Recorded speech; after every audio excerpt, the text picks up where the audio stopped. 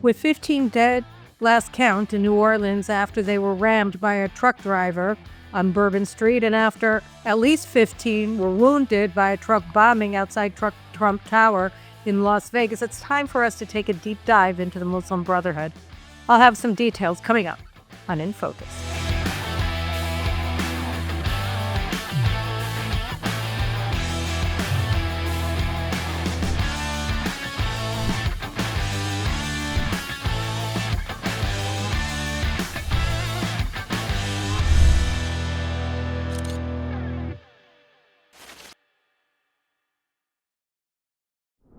I want to walk you through a number of events. So first, I want to show you some of the footage from October 7th.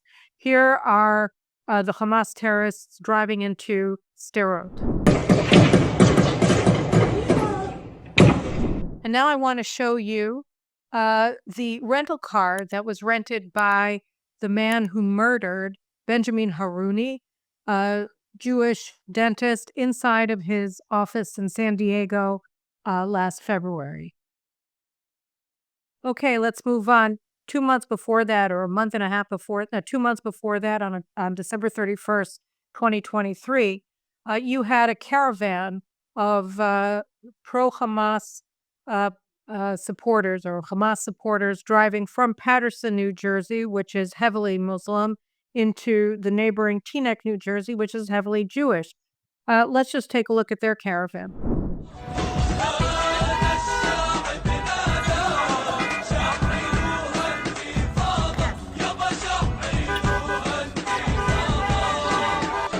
And finally, let's look at the truck that carried out the ramming in New Orleans on New Year's Eve.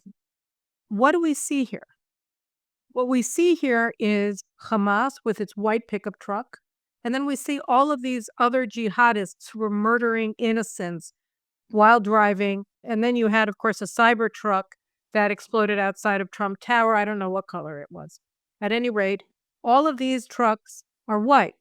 All of them, especially including the one that was driving in a threatening way from Paterson to Teaneck, they're all white pickup trucks, right? Why are they white pickup trucks? Because all of the terrorists who came after October 7th were copying Hamas. Now, why would they do that?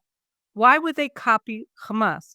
Well, they would copy Hamas because they identify with Hamas. They identify with Hamas's ideology. They identify with Hamas's activities, with their achievements in murdering 1,200 innocent people on October 7th. And they want to reenact that scene in their own towns, and they want to kill their own infidels, their own non-Muslims in their midst. And that's why they're using white pickup trucks, because they share Hamas's ideology.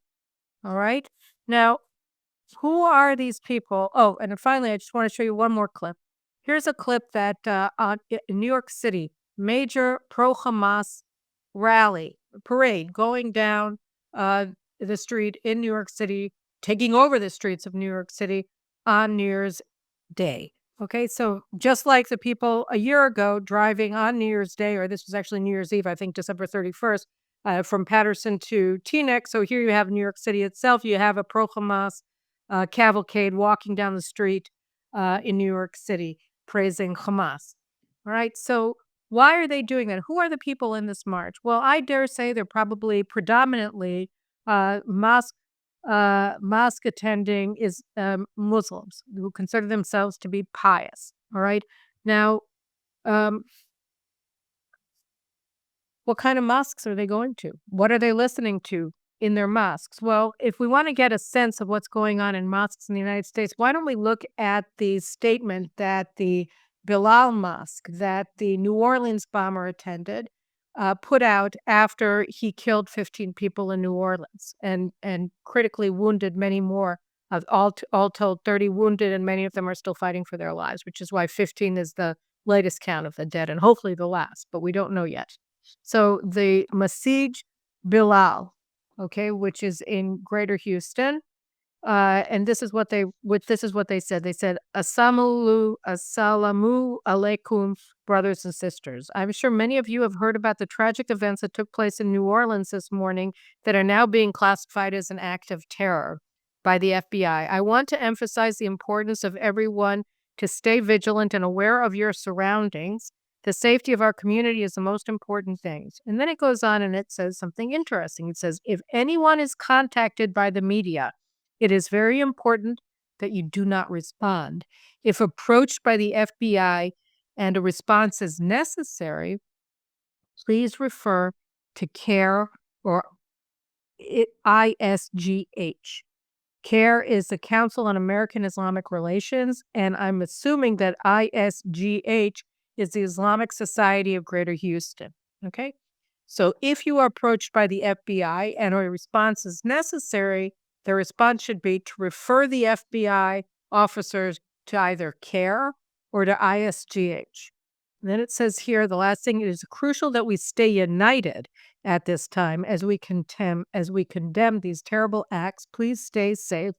And it's signed Jazak Aluhu Kirun Mazij Bilal Manj.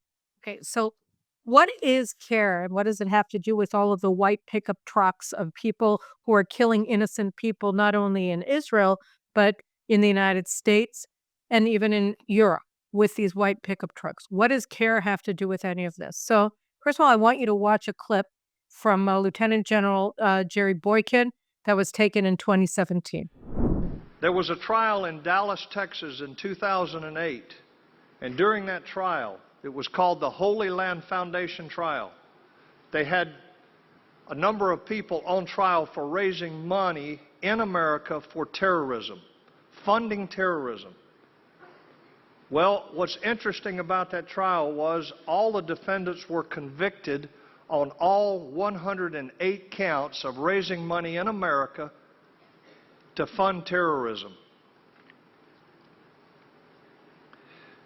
The evidence that was submitted was never refuted by the defense for these defendants. They said the evidence we don't argue with. Your evidence is good. After they were convicted, the judge produced an unindicted co-conspirator list of over 200 people and organizations. And what that unindicted co-conspirator list revealed was that virtually every major Islamic organization in America is raising funds for terrorism. The Council of American Islamic Relations, the leading #1 Islamic group in America, went back to the judge and said, please take us off that list. And the judge said, not only will I not take you off the list, but I'm going to make this list public, and they publicized the list. Okay, so General Boykin, who before he retired from service was the head, I think, of the Special Warfare Command. He was a longtime special operator from the Delta Force, participated in most of the most important operations that Delta Force carried out. Is the head of special warfare in the United States. He was the deputy, I think, the director of intelligence programs under the Bush administration, George W. Bush administration. So this is a guy who knows a lot about terrorism, both fighting terrorism and then just from a sort of think tank perspective of being in the Pentagon and overseeing the United States' operations during the war against terrorism in the aftermath of 9/11. So Jerry Boykin here is saying that, okay, you had over 100 counts of terror financing, that these 4 individuals who were being held on trial at the Holy Land Foundation terror finance trial, which was the largest terror financing trial in U.S. history, that not only were they found guilty, but the judge overseeing the trial listed 200 Muslim American organizations, all of the major Muslim organizations in the United States, as unindicted co-conspirators, meaning that they too were engaged in terrorism financing, including CARE. Okay, now the thing about the Council of American Islamic Relations is that they are the most powerful organization in America for Muslims. Okay, and most of the mosques in the United States, I think over 90% of the mosques in the United States are affiliated with CARE. What is CARE? So what the Holy Land Foundation and Trust terror financing trial showed was that CARE is the Muslim Brotherhood branch in the United States. And what, by the way, is the Muslim Brotherhood branch in Israel and so-called Palestine? Hamas. Okay, so CARE is Muslim Brotherhood. branch in the United States, just as Hamas is the Muslim Brotherhood branch in Palestine. All right. So they're also, of course, a major political force, particularly in the Democratic Party. You had hundreds of Democratic lawmakers who have appeared at CARE events. Kamala Harris sent this warm greeting to CARE on the occasion of its, I think, 20th anniversary or something when she was a senator from California. All major players in the Democratic Party have, at one point or another, congratulated CARE for its important work, have received money from CARE-affiliated individuals and groups, etc. So CARE is very embedded in the Democratic Party. They also have ties to a lot of Republicans. Okay, so they're a bipartisan sort of organization in U.S. politics, very, very powerful. And they're also a Muslim Brotherhood organization. In 2014, at the end of 2014, the United Arab Emirates actually designated CARE a terrorist organization along with ISIS and Hamas and Al Qaeda. So that was a big deal. And here's a summary that I just want to read a brief part of that Daniel Pipes put together about CARE after they were designated as a terrorist organization by the UAE in 2014. This is what Daniel wrote in Algemeiner. He he was very surprised at the outset that CARE had been designated a terrorist organization by the UAE because in the past the UAE had actually financed CARE. And so had Saudi Arabia, and so had a lot of the other Sunni Muslim or governments in the Persian Gulf. And then suddenly, here's the UAE declaring CARE a terrorist organization. And he noted that the reason was because around 2014, particularly when the Obama administration started courting Iran very powerfully, and you had the Arab Spring, where you had Iran-aligned Muslim Brotherhood movements in all of these Arab capitals trying to overthrow the governments. They overthrew Mubarak in Egypt. They overthrew the regime in Tunisia and in other countries. They threatened the king in Morocco.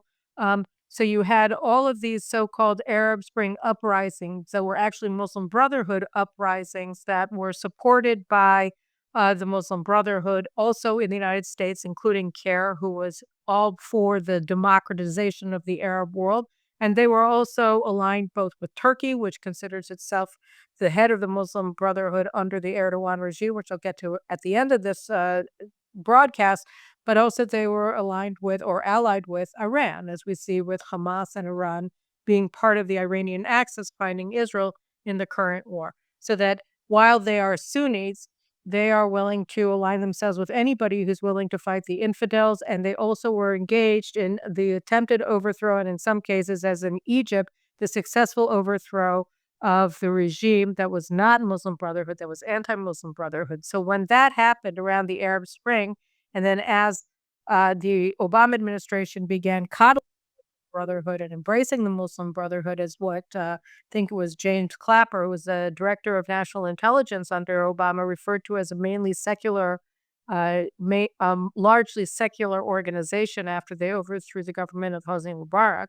So while the Obama administration was embracing the Muslim Brotherhood and embracing Iran, and as the Muslim Brotherhood and Iran were supporting and fomenting and carrying out attempts to overthrow the regimes of the Sunni governments in the Persian Gulf, particularly, but throughout the Middle East and North Africa more generally, they began declaring those who hadn't already, not only the Muslim Brotherhood, but terror-supporting organizations, Muslim Brotherhood-aligned organizations like terrorist organizations, and treating them as such.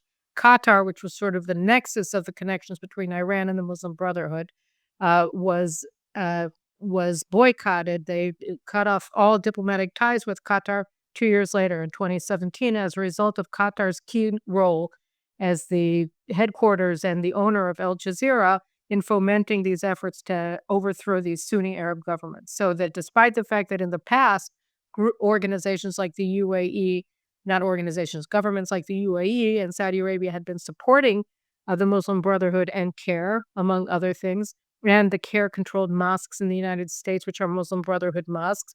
They started cutting them off very firmly during the Arab Spring and in its aftermath, 2013, 2014, and then essentially declared war on their main state sponsor, which was Qatar in 2017. So the UAE cuts off or designates CARE the largest, most powerful American Muslim organization, a designated terrorist organization in 2014. And then Daniel Pipes, after he goes through the history of why it is because of the split in the Islamist camp between Iran-aligned Muslim Brotherhood and then the other Sunnis who were not Iran-aligned and were being threatened with overthrow by the Muslim Brotherhood. He then goes on and talks about whether or not the UAE was correct to designate CARE as a terrorist organization, and he comes away with the conclusion that it has. So I'm just going to read you the excerpt from his article. It says here, having explained why the UAE listed CARE on its CARE manifest, we must ask a second question. Is the listing warranted? Can a Washington-based organization with ties to the Obama White House, the U.S. Congress, leading media outlets, and prestigious universities truly be an instigator of terrorism? Here it says here, CARE can rightly so be characterized. True, it does not set off bombs, but as the UAE's foreign minister explains, our threshold is quite low. We cannot accept incitement or funding. And then he says, indeed, CARE incites, funds, and does much more vis-a-vis terrorism, and he gives a lot of examples. And they actually condoned October 7th. They supported Hamas. They said it was justified because of the occupation. But here in 2014, he says, it apologizes for terrorist groups challenged repeatedly to denounce Hamas and Hezbollah as terrorist groups. CARE denounces the acts of violence, but not their sponsors, precisely.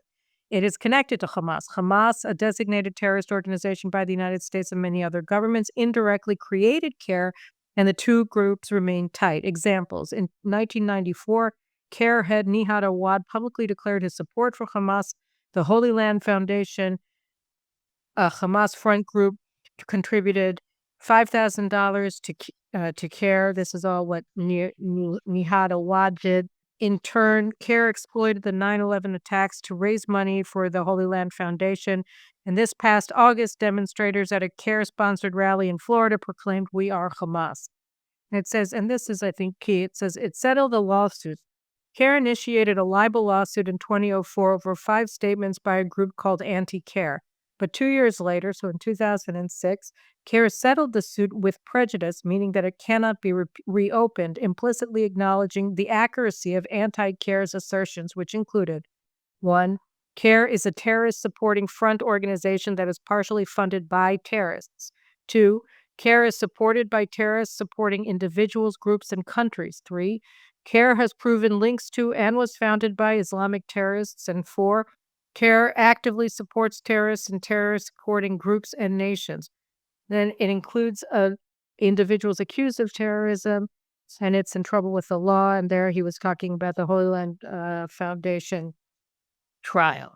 So the thing is that CARE is the organization that and the Islamic Center for North America, or for Greater Houston, that's also an unindicted co-conspirator in the Holy Land Foundation terror financing trial, because ISNA is also considered to be a terror financing Hamas Muslim Brotherhood aligned group in the United States. So you're talking about 2 major American Muslim organizations. Here you have the mosque, right, that this terrorist from New Orleans attended regularly, saying, "Don't talk to the FBI. If you feel compelled to talk to the FBI, just refer them to CARE or to the Islamic Society of Greater Houston." So they're saying, have these representatives who are aligned with the Muslim Brotherhood, or in CARE's case, has been alleged to be the actual chapter of the Muslim Brotherhood in the United States, have them talk to the FBI in your name. Okay, so that's sort of a stunning little thing that we're told here. And when we look at the myriad ties between CARE, Hamas, Al-Qaeda, through funding, through common members, then you're getting into some very difficult territory that we really have to look at very closely.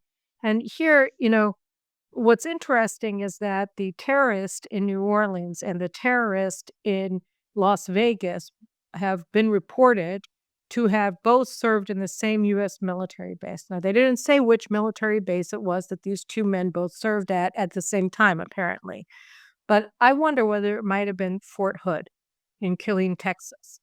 Fort Hood, of course, was the site of a major jihadist assault in November of 2009. On November 5th, 2009, a U.S. Army major, psychiatrist named Nidal Hassan, opened fire on his fellow soldiers, and he murdered 13 people, 12 soldiers and one civilian female. He also wounded 32 soldiers who were there at the event that he stormed with his assault rifles and opened fire on these poor people, right? So, there are a lot of very troubling aspects to the Hassan case. So, the first one is that the Obama administration refused to designate this as an international terrorist or attack. They wouldn't designate the victims as victims of terrorism. They didn't get Purple Hearts until they sued the government in court and or Congress passed a law that enabled Congress to give them Purple Hearts because the Obama White House and the Obama Defense Department refused to acknowledge that it was a terrorist attack until they were forced to do so. So it wasn't from 2009 until 2015, the wounded and the dead were not seen as casualties of war. And they should have been, because from the outset, it was clear that this was an act of international, or first of all, it was an act of jihadist terrorism. Because Awad, while he was shooting at his fellow soldiers, was screaming out, Allahu Akbar. So he was saying that he was doing it in the name of jihad, in the name of Allah, in the name of Islam. Okay, um, Second of all, he was affiliated with known terrorists. He had gone to the Darj al-Hijra Mosque in Northern Virginia, where at the same time as two of the 9/11 terrorists attended that mosque. They were two of the terrorists that attacked the Pentagon on 9/11. Okay, and they were there together with the imam at the mosque, a man named Anwar al-Awlaki. And now Awlaki was killed in a drone attack the first time that a U.S. citizen was targeted specifically in a U.S. drone attack in Yemen after he left the country in 2011. Awlaki was considered to be one of the heads of al-Qaeda. But before he was so designated as a foreign terrorist, he was first operating in the United States and actively radicalizing American Muslims in American mosques. And so one of the people that he apparently played a role in bringing into the circle of jihad was Nidal Awad, the major at Fort Hood. And Nidal Awad had email exchanges, over 20 email exchanges with Awlaki before he carried out his attack. Moreover, Awad had a whole history of public or of statements in the course of his military service on behalf of jihad, calling for the murder of infidels in the name of jihad. He had red flags going off on him all over the place. But rather than take him out of the army with a dishonorable discharge, investigators in the FBI kept saying that there wasn't sufficient evidence to take any action against Awad until it was too late, after he had killed 13 people and wounded 32 at Fort Hood. And he wasn't charged as an international terrorist either. He was charged on 13 counts of murder and 32 counts of attempted murder, but he was not charged as an international terrorist. So he had ties with international terrorists. He shared the same doctrine, the same ideology as al-Qaeda. He viewed himself as an al-Qaeda terrorist. He worked openly in terms of emails, which were being monitored because he was emailing a designated foreign terrorist at the time, Awlaki, and he wasn't stopped. And all of these red flags didn't go off. And why didn't they go off?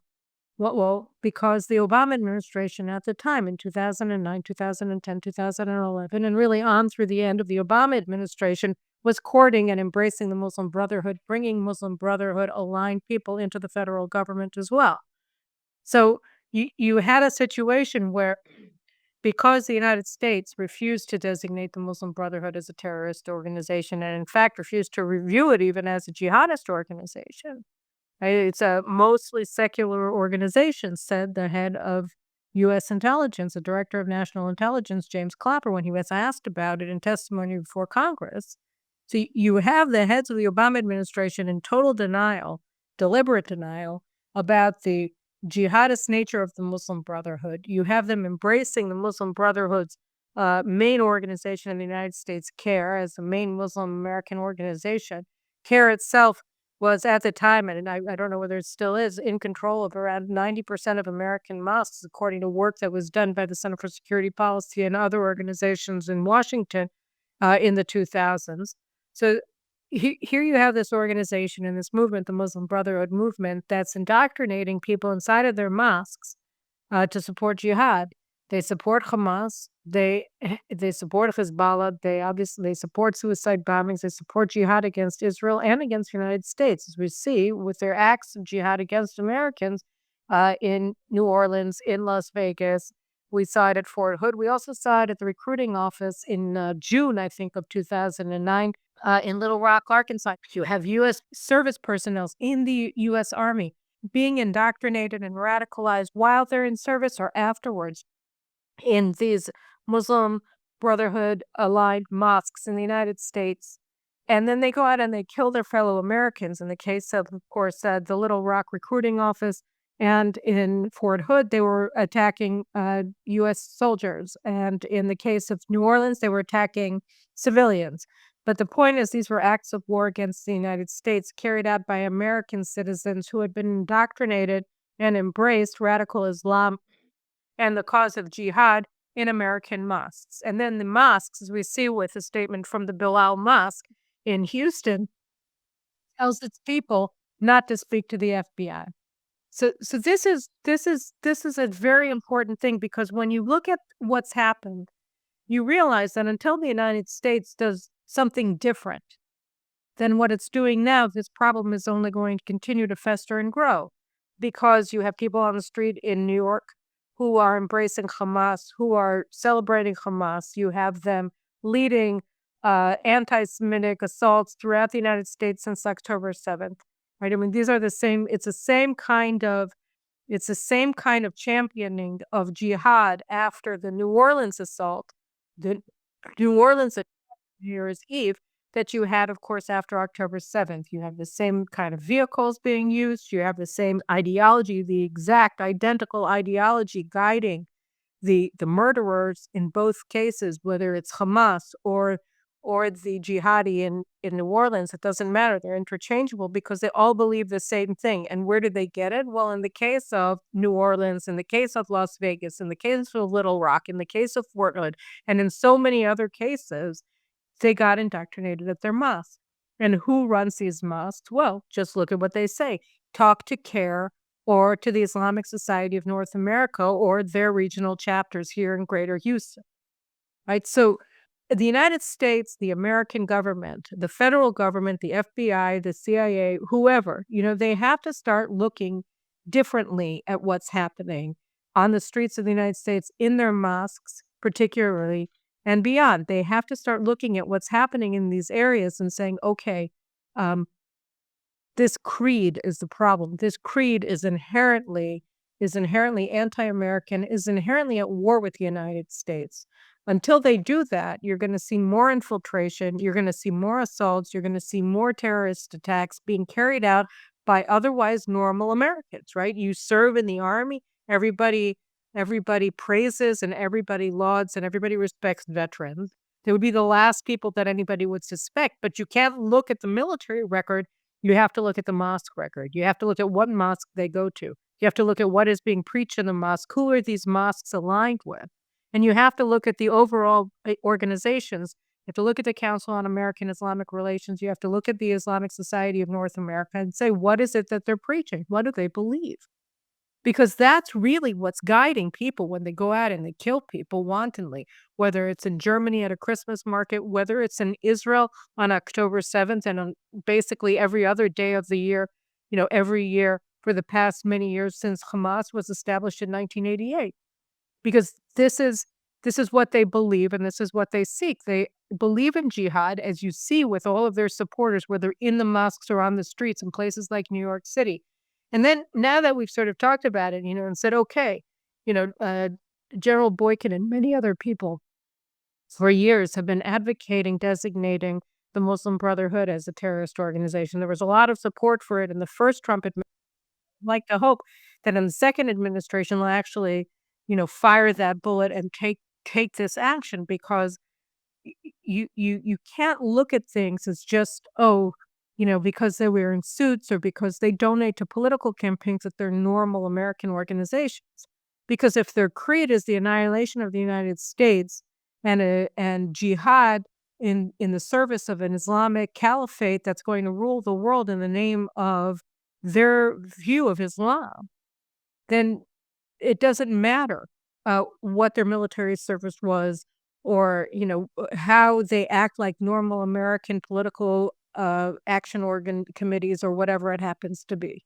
Because what they're driving at and what they're seeking is the annihilation of the United States and the American people, just as they're seeking the annihilation of the Jewish people and the Jewish state, and they want to see the conquest of Europe in the name of Islam. So you have to look at what these groups actually believe and what they're trying to achieve when they advocate for leniency, for non enforcement of various laws in the United States against people with ties to jihadists. And they're telling their own adherents, their own members, not to speak with the FBI. Why would they do that? And we have to see that it's part of an international movement, because when we look at the scenes on New Year's Day in New York, where these people are marching on behalf of jihad, on behalf of the Muslim Brotherhood, whether in Israel or in the United States, they look exactly like another crowd earlier that day in Turkey, in Istanbul. And let's just look at this footage from it's like the big bridge in Istanbul. And they're being addressed by President Erdogan's son, Bilal. Look at this crowd. And what does Bilal Erdogan tell them? Now we are here for Jerusalem, for Al-Aqsa Mosque. We send our greetings to our Palestinian brothers from Istanbul. He sincerely congratulates the Syrian fighters. He says, may their struggles and victories be blessed. Bilal Erdogan is telling them that they're going to conquer Israel. Okay, that's what they're going to do. Now, Erdogan just used his ISIS front group, HTS, to seize control over Syria. And they're already instituting an Islamist regime in Syria. In Hama, I saw a report yesterday that they started having a morality police patrolling the city to try to now gently nudge, but not so gently because they're all carrying machine guns, women in Hama, which is a large Christian population, to cover themselves in hijabs, right? So they're trying to turn Syria into an Islamic caliphate. That's what they do because they're ISIS. They've changed the curriculum in the schools in Syria. They're no longer talking about the Syrian nation. They're talking about Ummata Islam. They're talking about the Islamic nation because they don't view themselves as Syrians per se. They view themselves as denizens of the Islamic Caliphate. And who's the head of the Islamic Caliphate? The head of the Muslim Brotherhood. And who is the head of the Muslim Brotherhood, at least in his own eyes? Erdogan. And these same people, they don't respect national borders. They're threatening Jordan. And they may very well begin a conquest of northern Jordan in the near future. They threaten Egypt. They threaten in the Sinai. They took control for a while. ISIS did, of a large swath of the Sinai Peninsula, which is why Israel allowed Sisi to deploy his forces into the Sinai to wage war against them and defeat them. But now ISIS is back and it's on the march. It's on the march whether in New Orleans or in Syria. And they seek to build a caliphate that's going to be directed by Turkey under Erdogan and going now through Syria. They're going to want to expand to Jordan. They're going to try to replace the Iranian axis, which is now on its last legs thanks to Israel, with an axis of their own. They want to encircle Israel as well. They want to overthrow the regime in Jordan. I think probably King Abdallah, one way or another, is going to be the last Hashemite king. And the question is just what kind of successor regime we're going to see in Jordan. And I think that people should start thinking very seriously about the day after the Hashemites and what that ought to look like for regional stability. But it's also true in the Sinai. It's also true in Egypt. And they want to, again, encircle Israel in order to destroy the Jewish state.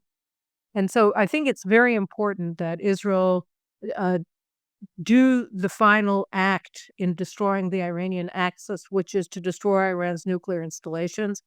The Biden administration, I'm taping on January 2nd, so it has another 18 days in office. They're still placing an embargo on arms to Israel to block Israel from attacking Iran's installations, which is why we're not going to see anything happen, I don't think, on this front until after Trump takes office. But shortly after that occurs, Israel has to take out those nuclear installations. But at the same time, we're not going to be able to even catch our breath.